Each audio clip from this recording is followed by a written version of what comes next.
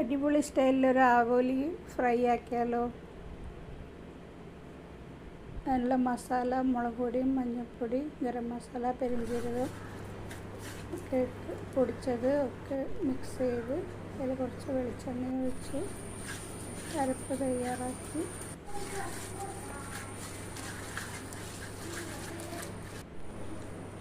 അതിനുശേഷം മീനിൻ്റെ കഷ്ണങ്ങളിട്ട് നല്ലോണം വരഞ്ഞ് കൊടുത്തുകൊണ്ട് മസാലയൊക്കെ നന്നായി ഉള്ളിൽ പിടിക്കും. ഒരു അരമണിക്കൂർ റെസ്റ്റ് ചെയ്യാൻ വെച്ച്